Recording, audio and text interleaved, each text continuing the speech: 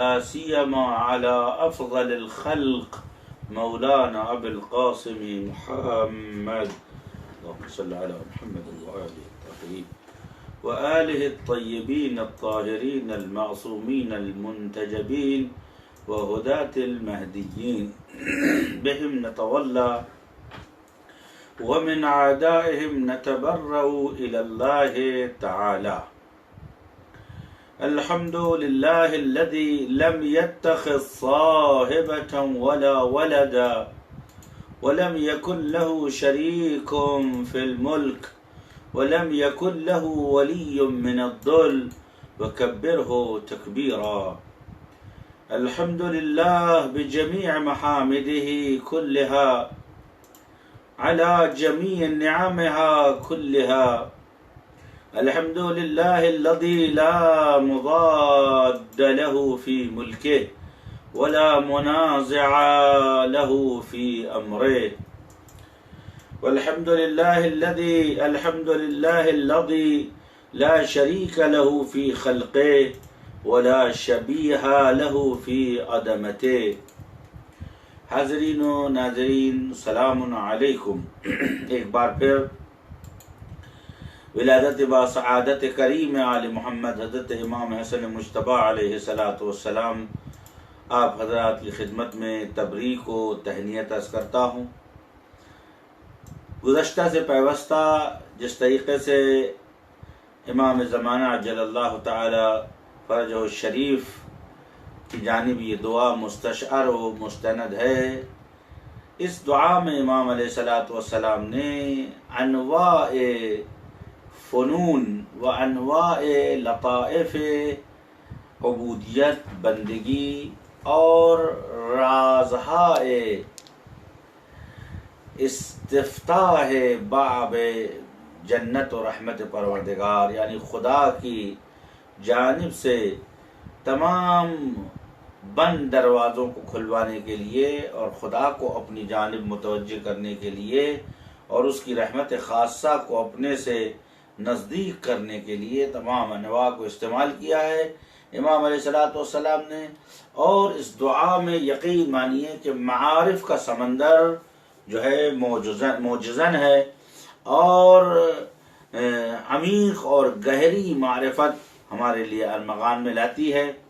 یہاں تک امام علیہ السلام نے فرمایا، پالنے والے تو نے مجھے دعا کی اجازت دی، بس میری مدحت میری جانب سے تیری ثنا، تیری حمد، تیری مدح جو میں کر رہا ہوں اسے تو سن لے، اس کی طرف تو متوجہ ہو جا، اور اے رحیم میری دعوت کو بھی جواب دے اور میری جانب اپنی توجہ و عنایت کو مبذول فرما، اور اے میرے معبود، اے میرے خدا میری لغزشوں کو مٹا دے، ختم کر دے، اور نہ جانے کتنی مصیبتیں تو نے مجھ سے دور کی، نہ جانے کتنی پریشانیاں تو نے مجھ سے ہٹائی، اور نہ جانے کتنی خطائیں و اشتباہات و لغزشیں تو نے انسانوں کی معاف کی. کل میں نے عرض کیا تھا کہ یہ معصومین علیہ السلام مقام ادب میں ہے، ویلا وہ معصوم ہے،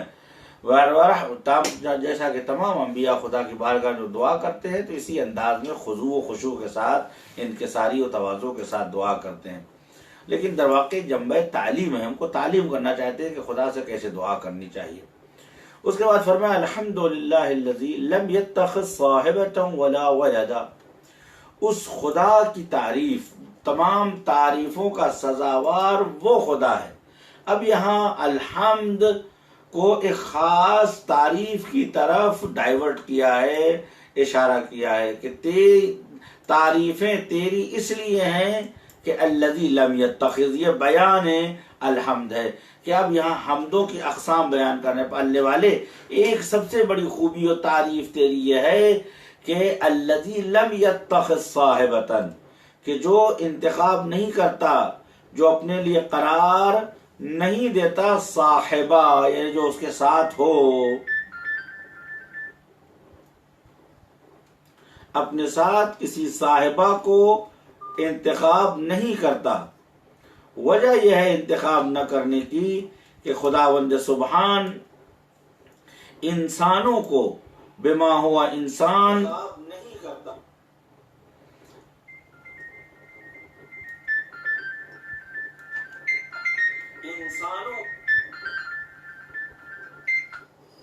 انسان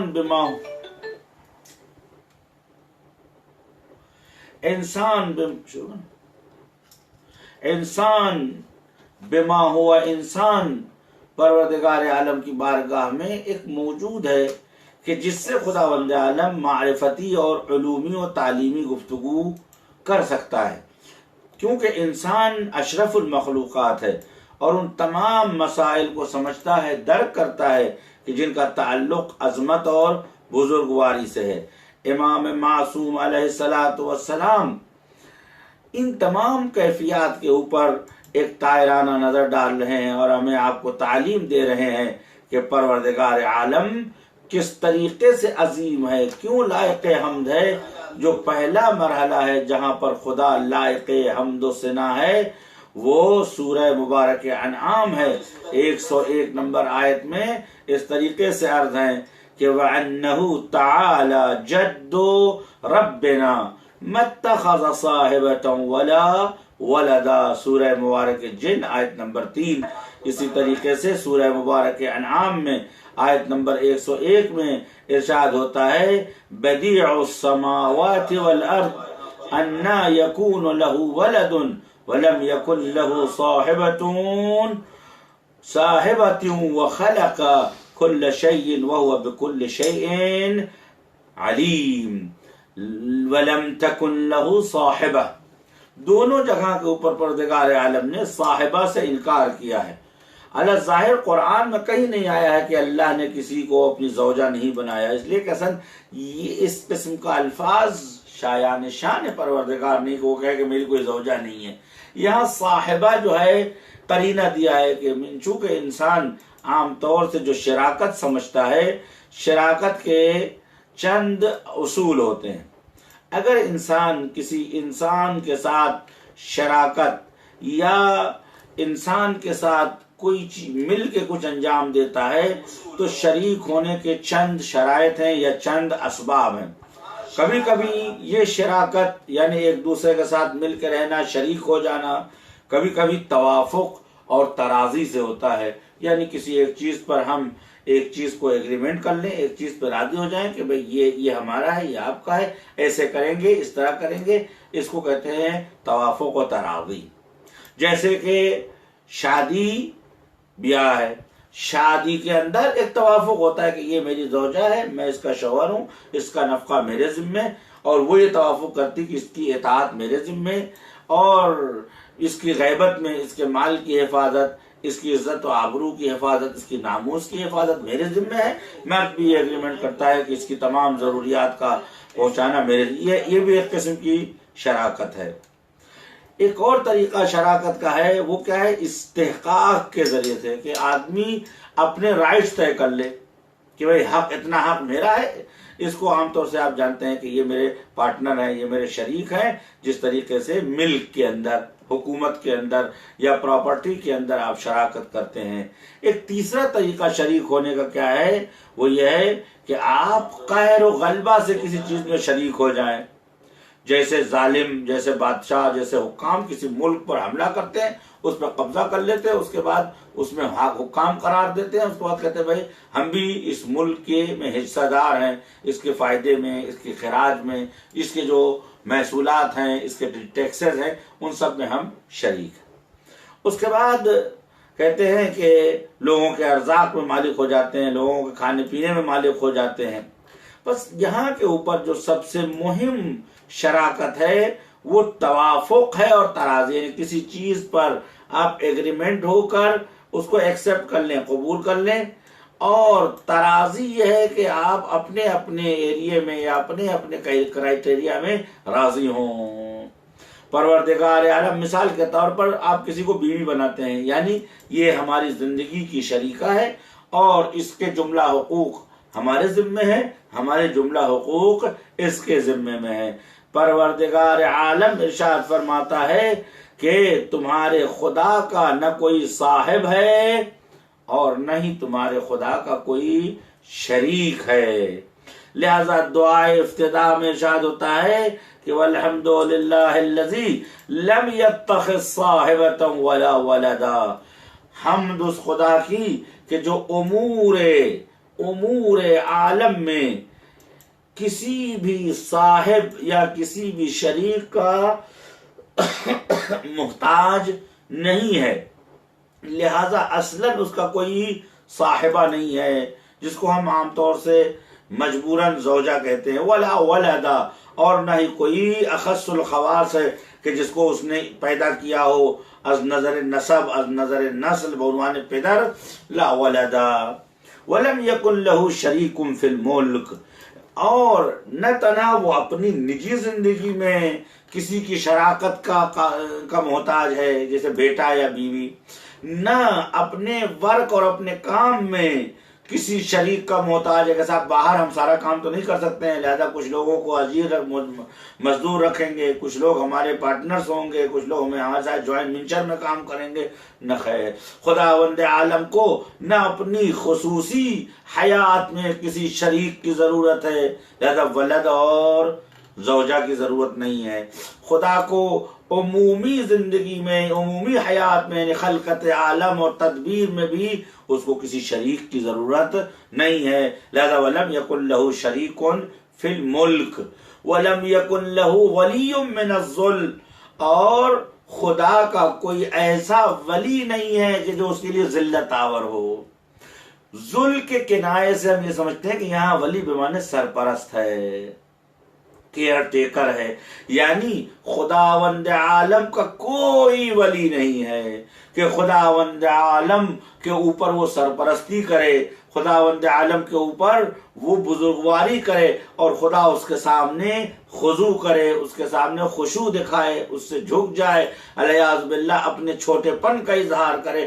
ایسی ولایت یا ایسی سرپرستی خداوند عالم کے اوپر کسی کو حاصل نہیں ہے۔ وَهُوَ عَلَى كُلِّ شَيْءٍ قَدِيرٌ، وہ ہر شے کے اوپر قادر ہے، لہذا اس کے اوپر ما فوق خدا کوئی چیز قابل فرض نہیں ہے۔ ایک دوسرا معنی کیا ہے؟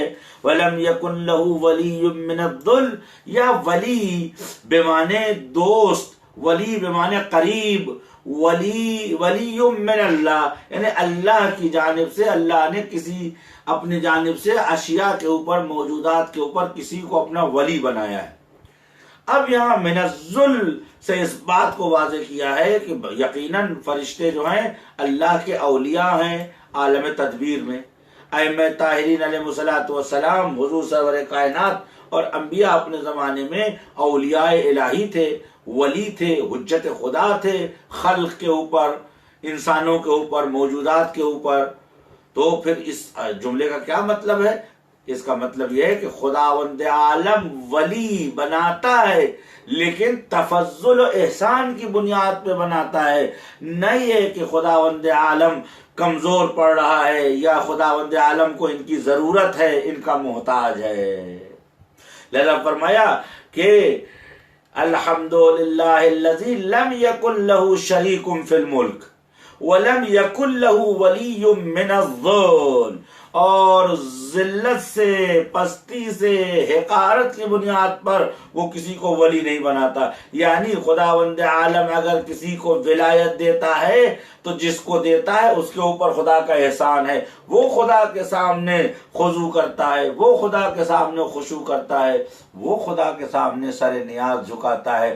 خداوند عالم کسی کو ولی اس لیے نہیں بناتا کہ وہ کسی کا محتاج۔ ایک بات واضح کرتا چلوں، بعض وقت کچھ لوگ شاید علوم اسلامی سے، کلام معصومین سے آگاہی نہیں ہے، وہ یہ سمجھتے ہیں کہ بطور تردن للباب یہ کہنا درست ہے کہ بھئی فلاں امام کا احسان ہے دین کے اوپر، یقیناً احسان ہے، حضرت خدیجہ کا احسان ہے شریعت کے اوپر، یقیناً امام حسین علیہ السلام کا قرضہ دین ہے اسلام، اس میں کوئی شک نہیں ہے۔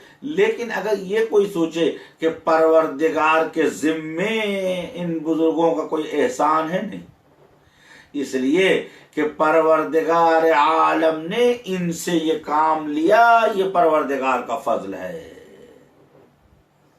ذالک فضل اللہ یؤتیہ من یشاء واللہ ذو الفضل العظیم، یہ وہ فضل خدا ہے کہ جسے چاہے اسے عطا کرتا ہے، اور خدا صاحب فضل عظیم ہے۔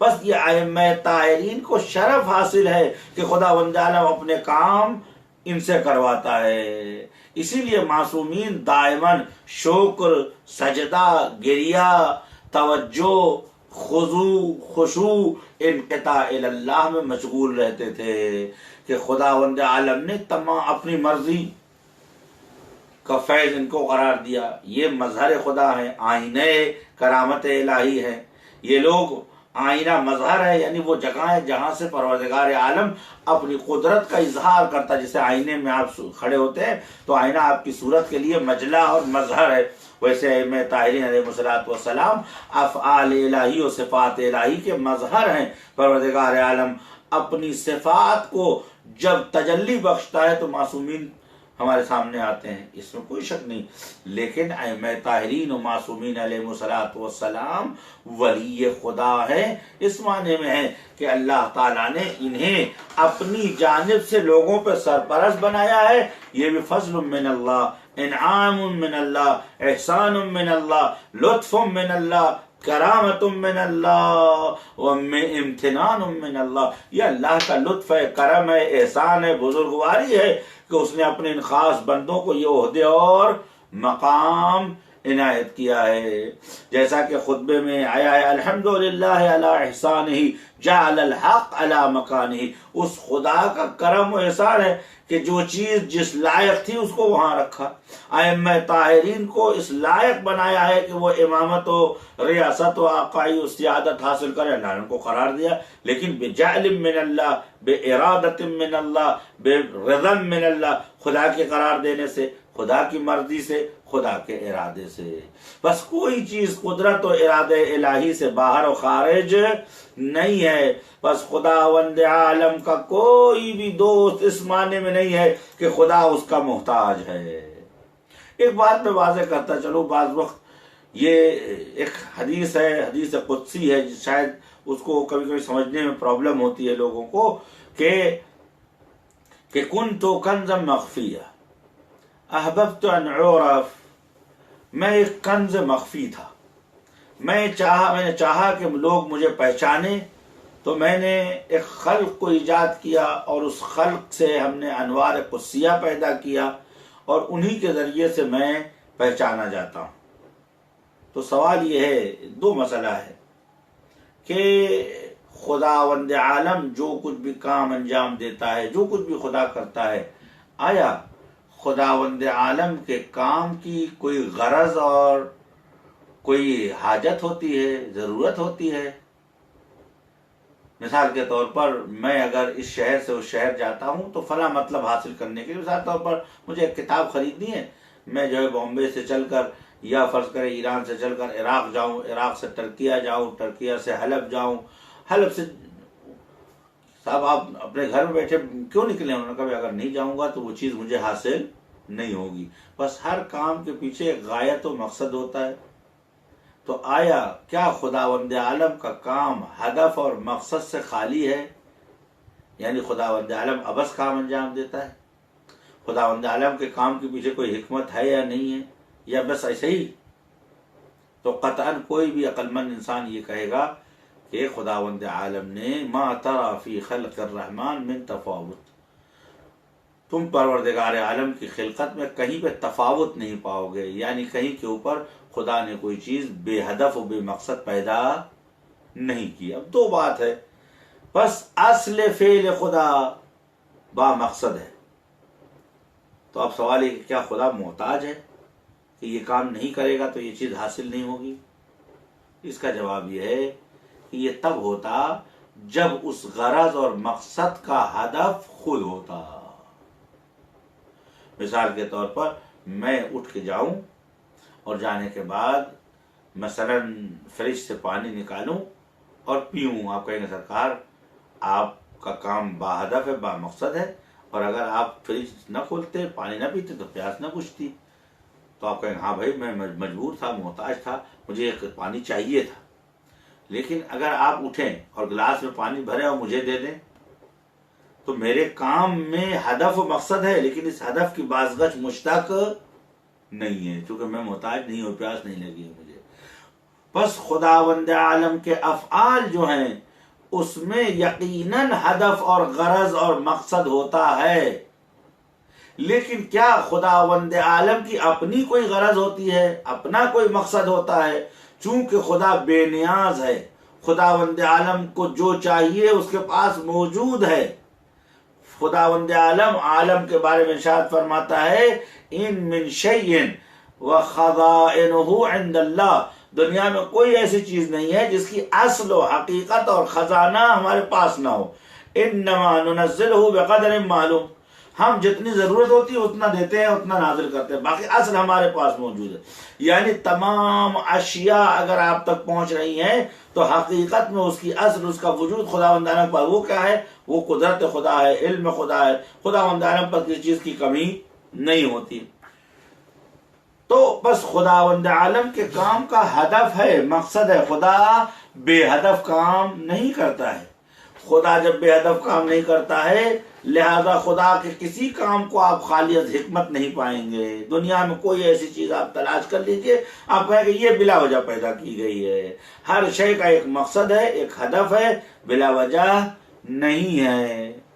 اب بس خدا کا کام بے ہدف نہیں ہے، لہذا جو ہم کہتے ہیں کہ اہل بیت علیہ الصلوۃ والسلام کو اللہ نے پیدا کیا تاکہ خدا پہچانا جائے، یہ در واقع فعل خدا کی تسبیح ہے، یعنی خدا کا کام بے مقصد نہیں ہے۔ اہل بیت کے خلقت کا مقصد کیا ہے کہ یہ اپنی محنت سے، اپنے وجود سے، اپنے عمل سے حقانیت وجود پروردگار پہ دلالت کریں۔ لیکن آیا خدا محتاج ہے ان کا کہ خدا کو پہچانوائے؟ نہیں۔ کیوں؟ اس لیے کہ خدا سب چیزوں کو طاقت و قدرت و حیات بخشتا۔ امام حسین دعائے عرفہ میں فرماتے ہیں خدا کیا کوئی تجھے لوگوں تک پہنچا سکتا ہے؟ کیا تجھے کوئی جو ہے انٹروڈیوس کرا سکتا ہے؟ اس لیے کہ تو نے سب کو انٹروڈیوس کرایا ہے، تو نے سب کو ہستی دی ہے۔ میں حسین ابن علی جب تک تو مجھے خلق نہ کرتا میں کیسے تیرے وجود کے بارے میں لوگوں تک خبر دیتا؟ بس میں خود محتاج ہوں تیرا۔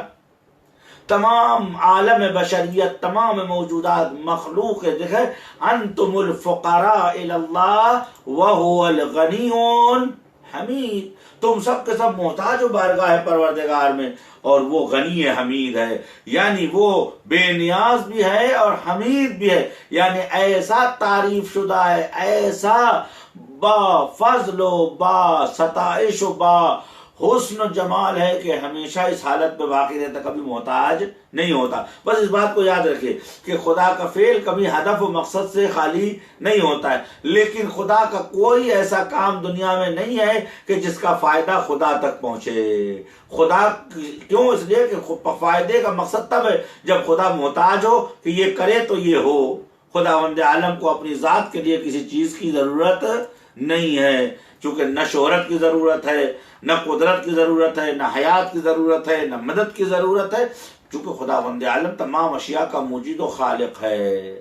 بس اسی لیے ایک شعر، فارسی کا شعر ہے کہ خداوند عالم نے عالم کو خلق کیا ہے تا جودی کند نہ ان کے سودی کند، خدا نے عالم کو پیدا کیا تاکہ اپنے جواد و فیاض ہونے کی بنیاد پر، مثال طور پر کہتے صاحب آپ نے بڑی اچھی علمی بات کی، کیسے کی؟ آپ نے کہا عالم ہے آپ۔ مثال کے طور پر ماشاءاللہ بہت نمکین کھانا ہے، کیسے نمکین ہوا؟ آپ نے کہا نمک پڑا ہے۔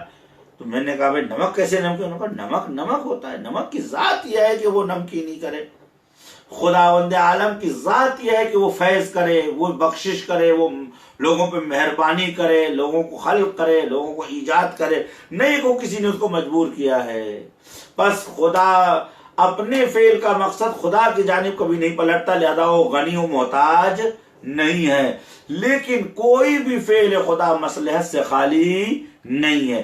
بس فرسٹ اسٹیپ میں خداوند عالم کے کام کا کوئی ایسا مقصد نہیں ہے جس کا فائدہ خدا کو ہو، لہذا کوئی خدا کی مدد نہیں کر سکتا، کوئی خدا کی حمایت نہیں، نہ خدا کو ضرورت ہے نہ کوئی اس کی حمایت کر سکتا ہے۔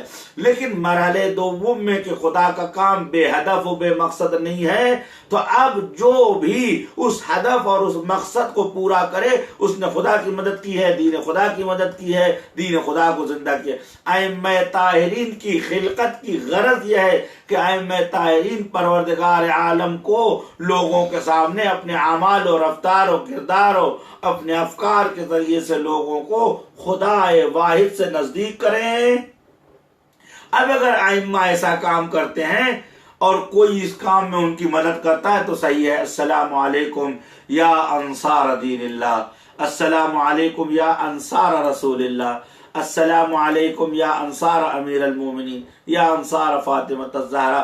یہ جتنے بھی انصار ہیں، خود امام حسین علیہ السلام انصار دین اللہ ہے، یا قرآن کہتا ہے ان تنصروا اللہ ینصرکم، اگر تم خدا کی مدد کرو گے تو خدا تمہاری مدد کرے گا۔ مطلب یعنی اگر تم نے دین خدا کی بقا میں رول انجام دیا تو خداوند عالم تمہاری مدد کرے گا، تمہارا نام زندہ کر دے گا، تمہیں عزت دے گا، شرف دے گا، تمہاری نسل کو آگاہی و سیادت دے گا۔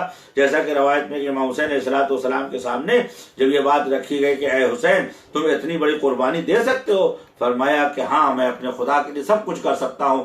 آواز آئی جب تم اتنا بڑا عزم کر رہے حسین تو اس کے عوض میں تمہاری نسل میں امامت قرار دی جاتی، اس کے عوض میں تمہارے لیے جو ہے یہ عظیم تحفہ قرار دیا جاتا۔ بس حقیقت مطلب یہ ہے کہ خداوند عالم کسی کا محتاج نہیں ہے، وَهُوَ الْغَنِيُّ الْحَمِيدُ لَمْ يَتَّخِذْ وَلَمْ يَكُنْ لَهُ وَلِيٌّ مِّنَ الذُّلِّ، وہ کسی کو اپنا دوست اور ساتھی یا سرپرست بعنوان ذلت، بعنوان مجبوری، بعنوان کمزوری نہیں بناتا ہے۔ جو بھی ولی خدا ہے وہ فضل پروردگار کی بنیاد پر ہے، جو بھی اللہ کے اولیاء میں سے ہے وہ اللہ کی رحمت اور عنایت کی بنیاد کے اوپر ہے۔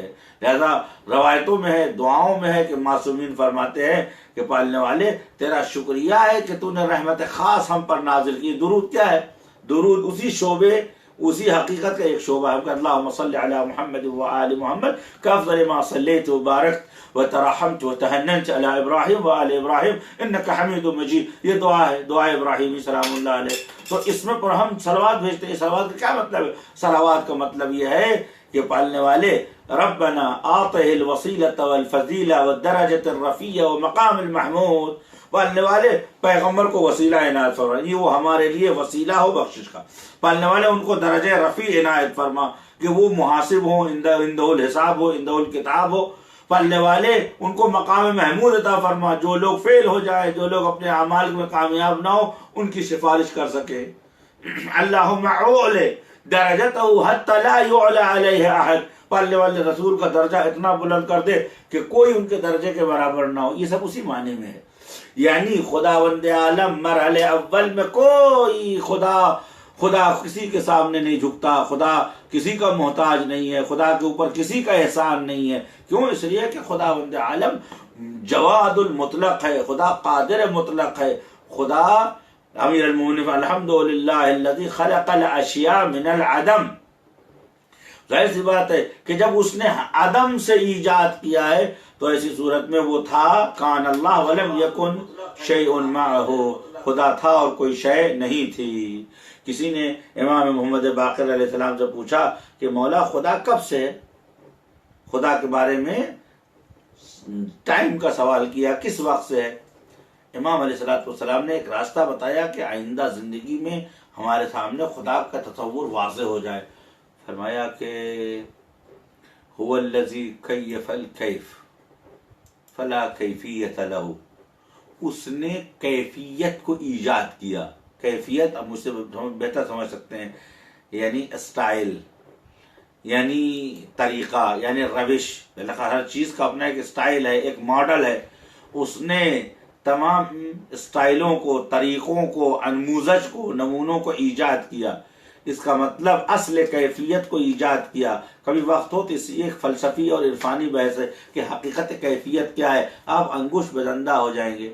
یہ ہماری شکل، ان کی شکل، یہ سورج کی یہ شکل، چاند کی یہ شکل، دریاؤں کا یہ اسٹائل، یہ سب کیا ہے؟ کیفیت ہے۔ جتنی بھی سمٹمز ہیں وہ کیفیت شے ہے۔ جب کیفیت شے، کسی شے کے اوپر طاری ہونے والے خصوصی حالات کو کیفیت کہتے ہیں۔ تو جب خدا اصل کیفیت کا ایجاد کرنے والے، یعنی اس سے خدا سے پہلے کیفیت نام کی کوئی چیز نہیں تھی، اس کا مطلب وہ تھا اور کیفیت نہیں تھی، لہذا خدا کے بارے میں پوچھنا وہ کیسا ہے، یہ سوال غلط ہے، اس لیے کہ مفہوم کیسا کو اس نے ایجاد کیا ہے، اس کا مطلب وہ تھا اور کیسا اور کیفیت نام کوئی شے نہیں ہے۔ اس کے بعد امام علیہ السلام نے فرمایا اخبرنی، مجھے بتا، متا لم یکن حتی اخبرک متا کانا، مجھے یہ بتا کب وہ نہیں تھا کہ میں تجھے بتاؤں کب سے ہے۔ وہ ہے کہ جس نے زمان اور پیریڈ کو ایجاد کیا ہے، اس کا مطلب وہ تھا۔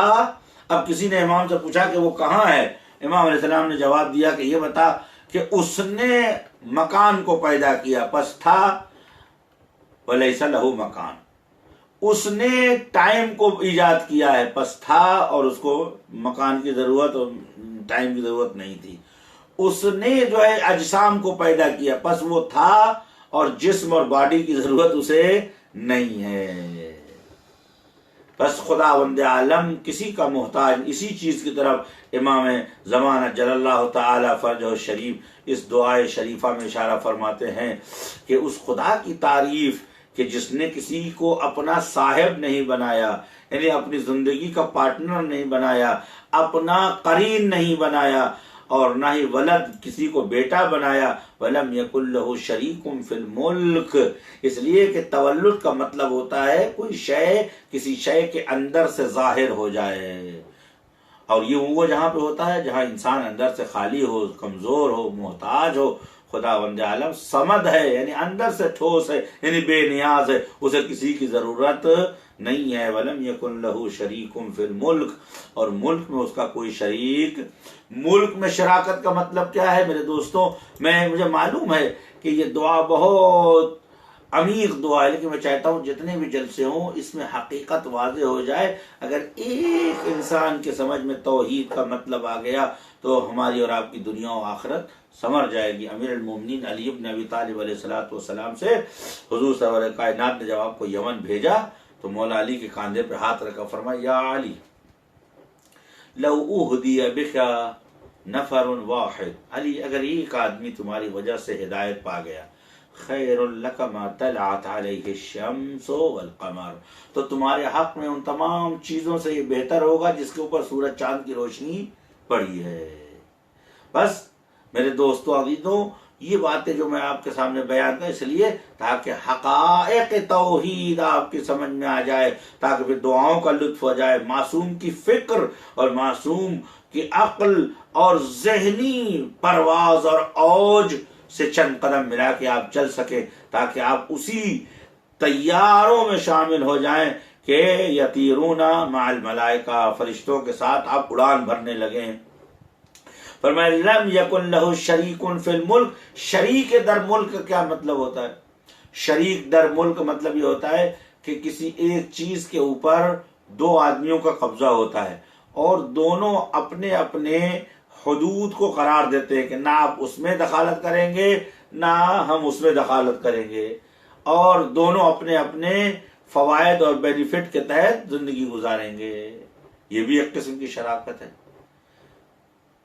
لیکن خدا کیا، تبارک الذی، بسم اللہ الرحمن الرحیم، تبارک الذی بیدہ الملک وہو علی کل شیء قدیر، بابرکت ہے وہ ذات، بابرکت یعنی ہمیشہ باقی رہنے والی ہے وہ ذات، تبارک الذی یعنی الذی لہ الملک هو یبقی ولا یبید، موجود ولا یفنی، یہ جو صاحب ملک ہے وہ ایسی موجود ہے جو ہمیشہ رہے گی، ختم ہونے والی نہیں ہے۔ تبارک الذی بیدہ الملک، تبارک ہے، بقا ہے، دوام ہے اس کو کہ بید ہی، جس کے ہاتھ میں الملک ہے۔ الملک جو چیز قابل ملکیت ہے، زمین و آسمان و ہوا و سرند و پرند و ذرات، ہوا اور گیس کے ذرات سے لے کر تمام ایٹمی ذرات تک جس کو اجناس خالصہ یا اجزاء غیر متجزیہ کہا جاتا ہے، ان تمام اشیاء کی ملکیت خدا کی ہے، الملک خدا کے لیے ہے۔ بید، دیکھیں ید، چونکہ قرآن ہم سے گفتگو کر رہا ہے اور ہم مادیت کی زبان سمجھتے ہیں، ہم نے کہا شہر ہمارے ہاتھ میں ہے، کیا اتنا بڑا آپ کا ہاتھ ہے کہ 10 کلومیٹر کے شہر کے اوپر آپ مٹھی میں بھر رہے؟ نہیں، یا ہاتھ سے مراد ہے یعنی ہماری قدرت میں، ہمارے اختیار میں، ہمارے پاور میں۔ بیدہ الملک یعنی اس کے قبضہ قدرت میں، اس کی اتھارٹی میں، اس کی اٹارنی آف پاور جنرل میں تمام حکومتوں کا مالک ہے وہ۔ لہذا جب وہ حکومتوں کو مالک ہے تو کہیں بٹوارے کو پسند نہیں کرتا ہے۔ یہ ایک شراکت ملک کے اندر۔ اچھا، ملک کے اندر شریک نہیں ہے، وہ اس معنی میں ہے کہ اپنے ملک کو چلانے کے لیے کسی کا محتاج نہیں ہے، جو کچھ بھی ہے اس کے حشماں ہیں، اس کے خدماں ہیں، اس کے حکم کے غلام ہیں، اس کی رحمتیں ہیں کہ اب اللہ ان یجری الامور الا باسبابها۔ یہ ارادہ الہی ہے کہ اس عالم میں جو کچھ بھی ہو وہ اسباب کی وجہ سے ہو، اسباب و علل کی وجہ سے ہو، تاکہ انسان علوم اور عقل اور شعور کے تحت ان ترقیوں کو حاصل کر سکے۔ جس طرح معجزے تک کوئی نہیں سمجھ پا رہا، چونکہ ہمیں اس کے علل و اسباب معلوم نہیں ہو پاتے ہیں، لہذا ہم اس میں کوئی تحقیق نہیں کر سکتے ہیں، علمی نظر نہیں دے سکتے۔ صاحب سورج چاند 2 ٹکڑے ہوا تو آپ کہیں کیسے ہوا، کیسے، اس کے اسباب ہی نہیں معلوم، اول تو ہمارے تصور محال ہے، اگر تصور بھی کر لیں تو کیوں ہوا، سمٹم کیا ہے، دلائل کیا ہے، نہیں۔ چونکہ پروردگار عالم نے ایک امر اعجازی و امر تکوینی کے تحت اسے 2 ٹکڑے کیا تھا۔ وَلَمْ يَكُنْ لَهُ شَرِيكٌ فِي الْمُلْكِ وَلَمْ يَكُنْ لَهُ وَلِيٌّ مِّنَ الذُّلِّ، اور خداوند عالم کا کوئی بھی ولی نہیں ہے کہ جس ولایت کی وجہ سے ذلت ہو پروردگار عالم کو۔ اس کے بعد عرض ہوتا ہے کہ وَكَبِّرْهُ تَكْبِيرًا، وَكَبِّرْهُ یعنی خدا کو تکبیر کرو، یعنی اس کو بڑا کرو جیسے بڑا کرنے کا حق ہے۔ ہم اس کو بڑا کیا کریں گے؟ کبر ہو، یہاں پہ یعنی وَاعْتَرِفْ انہو کبیرون، یہ اعتراف کرو کہ وہ کبیر ہے، یا اس معنی میں کبر ہو تکبیرا یعنی صیر فی نفسک انہو کبیرا متعال، یعنی تم اپنے لیے یہ اعتقاد پیدا کرو، یہ ایمان پیدا کرو کہ وہ کبیر ہے، با عظمت ہے، اور ایسی کبریائی و عظمت رکھتا ہے کہ جس میں شراکت نہیں ہے، زوجیت نہیں ہے، ولدیت نہیں ہے، میراث نہیں ہے، تقسیم نہیں ہے، زوال نہیں ہے، فنا نہیں ہے، نقص نہیں ہے، عیب نہیں ہے، بدی نہیں ہے، بھولنا نہیں ہے، بھٹکنا نہیں ہے، ہاتھ سے چھننا نہیں ہے، جانا نہیں ہے، ان تمام خوبیوں کا مجموعہ ہے کبر ہو تکبیرا۔ وَإِلَّا خداوند عالم کو بڑا کیسے کیا جا سکتا؟ جو چیز بزرگ ہے، جب ہم کہتے ہیں اللہ اکبر، اسی لیے اس کو اذان کہتے ہیں، اعلان ہے، نہیں کہ ہم خداوند عالم کو اکبر فرض کرتے ہیں، نہیں، خدا کبیر ہے، یا کبیر المتعال، کبیر المتعال یعنی کبیرن تعالی اللہ جدہ ان ینال ایدینا، خدا اتنا بزرگ ہے کہ ہمارے افکار نہیں پہنچ سکتے وہاں۔ لہذا فارسی کے ایک شعر ہے، اونقا شکار کس نشود دام بازگیر، اپنے نیٹ ورک کو مت پھینکو اس لیے کہ وہ قابل درک و فہم نہیں ہے۔ امام سجاد فرماتے ہیں جو چیز بھی تم خدا کے عنوان سے اس بات کرتے ہو وہ تمہارے ذہن کی پیداوار ہے، وہ خدا نہیں ہے۔ خدا وہ ہے جو ذہنوں میں نہ آ سکے، فکروں میں نہ آ سکے، روحوں میں نہ آ سکے۔ فرمایا کہ خدا لم یکن لہ ولی من الذل، جب اس کا کوئی ولی نہیں، اس معنی میں کہ اس کا کوئی سرپرست ہو، یا اس معنی میں کہ خدا کسی کو اپنا ولی اور اپنی جانب سے نمائندہ بنائے تاکہ خدا اس کا محتاج ہو جائے، قطعاً خدا کسی کا محتاج نہیں ہے۔ اسی لیے جب لوگ رسول خدا سے کہتے تھے اپنے خدا سے آپ کہیے کہ عرب کے صحرا کو جو ہے سمندر میں تبدیل کر لیں، اپنے خدا سے کہیے کہ عرب کے بیدا اور ڈیزرٹ کو جو ہے باغات میں تبدیل کر دیں، تو رسول اللہ فرماتے ہیں انی لم اقترح ربی انا عبد، میں خدا کا بندہ ہوں، اسے آرڈر تو نہیں دے سکتا۔ انی لم اقترح، اقتراع یعنی پیشکش، پرپوز. میں خدا کے سامنے کوئی نہیں, خدا یا یہ کر لے یا یہ کر لے, میں کون ہوتا ہوں؟ میں اس کا غلام ہوں, حکم کا بندہ ہوں, جو اس نے کہا وہ پہنچا دیتا ہوں. کسی نے کہا آپ انسان ہیں, آپ نے فرمایا انی بشر ما انا الا بشر مثلکم, یقیناً میں انسان ہوں, لیکن حقیقت یہ ہے کہ انما اوحی الی, انما اوحی الی, انا بشر مثلکم انما اوحی الی, لیکن میں تمہارے جیسا عام انسان نہیں, انسان ضرور ہوں, آدم کی اولاد ضرور ہوں, لیکن میری حقیقت و وجود کا تعلق سفارت و نبوت سے ہے. اوحی الی, خداوند عالم میری جانب وحی کرتا ہے. انی علی بینۃ من ربکم, حضرت نوح فرماتے ہیں انی علی بینۃ من ربکم, میں خدا کی جانب سے میرے پاس بینہ موجود ہے, میں بندہ ہوں. عبد اذا صلی, میں بندہ ہوں, خدا کو آرڈر تو نہیں دے سکتا. یعنی ایک بندے کو, مثال کے طور پر ایک خادم, ایک غلام, ایک نوکر ہر روز جا کے یہ کیجئے تو کہے گا سب آپ مجھ سے. لہذا معصومین علیہ الصلوۃ والسلام دعا کا سہارا لیتے ہیں. آپ دیکھیں حضور سرور کائنات صلی اللہ علیہ وآلہ وسلم سے کوئی معجزہ ہوتا تھا, فلم یزل یرفع یدہ, اپنا ہاتھ آسمان کی جانب اٹھاتے تھے اور پالنے والے ایسا کر دے, حکم آرڈر نہیں لگاتے تھے, پیشکش نہیں کرتے تھے, بعنوان بندہ درخواست کرتے تھے. گرچہ خدا نے اختیار دیا تھا کہ سورج چاند تمہارے اختیار میں ہے, لیکن اس اختیار کو استعمال کرنے کے لیے بھی دائرہ بندگی و عبودیت سے باہر نہیں جاتے تھے.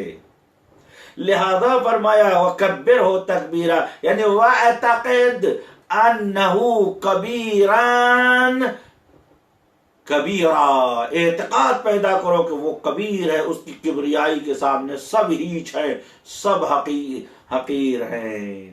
یعنی اس مرحلے پہ آ کے معصوم پروردگار کی بارگاہ میں یہ عرض کرنا چاہتے ہیں پالنے والے, تو وہ خدا ہے کہ جس کو کسی کی ضرورت نہیں ہے. اگر تو ہم پہ رحم کرتا ہے, محبت کرتا ہے, تو تیری محبت کا تعلق ہماری گھٹیا محبت جیسے نہیں ہے کہ ہمارے عرق اور خون میں جوش آتا ہے, نتیجتاً دل ہمارا میلان ہو جاتا ہے, ہم مجبور ہیں خون کے جوش آنے کے لیے, خون کے ابال کے. ہماری محبت کا تعلق در واقع علاقے اور رشتے سے ہے جس کے اندر بشریت کا عنصر پایا جاتا ہے, لیکن تیری محبت کا تعلق کبریائی سے ہے, بزرگواری سے ہے, لیکن کبیر و متعال ہے, اس کے باوجود بھی تو رحمان و رحیم ہے. تیری رحمت ہے کہ تو ہم پر توجہ کرتا ہے, وَإِلَّا تو کہاں اور ہم کہاں. یہ جو نماز ہے, فرمایا خیر و موضوع الصلاۃ, بہترین قرارداد جو اللہ نے قرار دی ہے وہ نماز ہے. یہی ہے, جو لوگ نہیں سمجھتے وہ نہ سمجھیں. پہلا نماز میں انسان وضو کرنے کے بعد اس جگہ کھڑا ہوتا ہے. الصلاۃ معراج المؤمن, معروف ہے یہ کہ نماز مومن کی معراج ہے. مومن کو کہاں پہنچا دیتی ہے یہ نماز؟ آپ سوچیں کہ دنیا تمام عوالم کا خدا مالک, اس کو آپ اللہ کہیے, ایشور کہیے, گاڈ کہیے, اہورا کہیے, مبدا کہیے, جس نام سے اسے پکاریے, لیکن ہے تو وہی.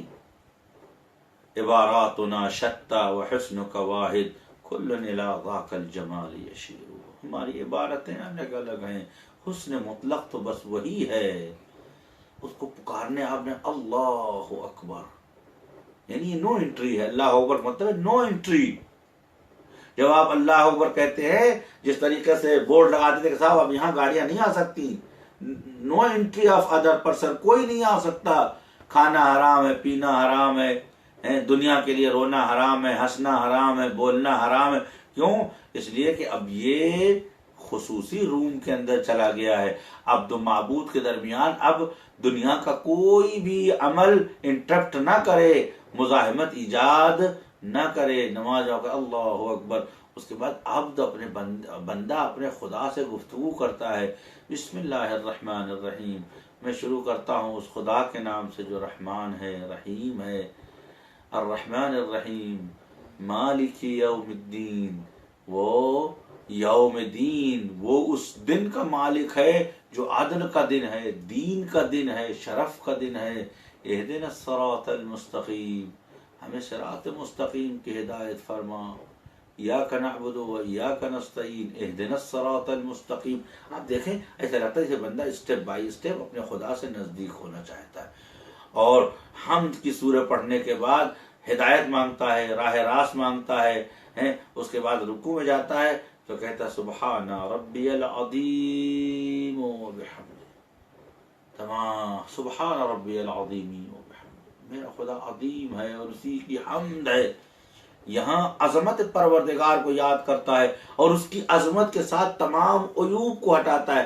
آج دنیا میں اگر کوئی عظیم بنتا ہے یا کسی کا حق طلب کر کے یا دوسروں سے غافل ہو کر، عظیم ہونا اس دنیا میں بالاخر آفات ہے، لیکن خدا اگر عظیم ہے تو حق دے کے عظیم ہے، رحم کر کے عظیم ہے، لوگوں سے عطوفت و محبت کر کے عظیم ہے۔ جیسے جیسے انسان کا بدن خدا کے سامنے جھکتا جاتا ہے، روح بھی خدا کے سامنے جو ہے خضوع کرتی جاتی ہے، اور ایک وقت ایسا آ جاتا ہے کہ سجدے میں پہنچ جاتا ہے اور آواز دیتا ہے سبحان ربی العلیٰ و بحمدہ، میرے خدا کی ذات بے نیاز ہے، اعلیٰ ہے اور اسی کی حمد و ثنا ہے تمام عوالم میں۔ یہ ہے دعا کا مقصد کہ انسان اس عالم سفلا اور عالم پست عالم علیا یعنی لقاء پروردگار تک پہنچ جائے، اور اسی لقاء کو امام حسین نے پا لیا تھا کہ دنیا و ما فیہا سے بے نیاز ہو گئے تھے۔ اسی لقاء کو امام سجاد علیہ السلام پروردگار سے طلب کرتے، اسی لقاء کو امیر المومنین خداوند عالم کی بارگاہ میں طلب کرتے ہیں، اور اسی مقام لقاء پہ فائز ہیں۔ اللہم آتنا فی الدنیا حسنہ وفی الآخرۃ حسنہ وقنا عذاب النار۔ ہمیں ایسے خدا کی معرفت عنایت فرما کہ جس کا کوئی صاحب نہیں ہے، جس کا کوئی بیٹا نہیں ہے، جس کا اس ادارے ملک و امور ملکیت میں کوئی وزیر نہیں ہے، کوئی اس کا مشیر نہیں ہے، وہ کسی کا محتاج نہیں ہے، بلکہ ہمیشہ موضع قدرت و کرسی اقتدار پر ہے، لیکن ایسا کبریائی کا مالک جو رحمان و رحیم ہے۔ ربنا آتنا فی الدنیا حسنہ وفی الآخرۃ حسنہ وقنا عذاب النار ربنا واجعلنا من عبادک۔ السلام علیکم ورحمۃ اللہ وبرکاتہ۔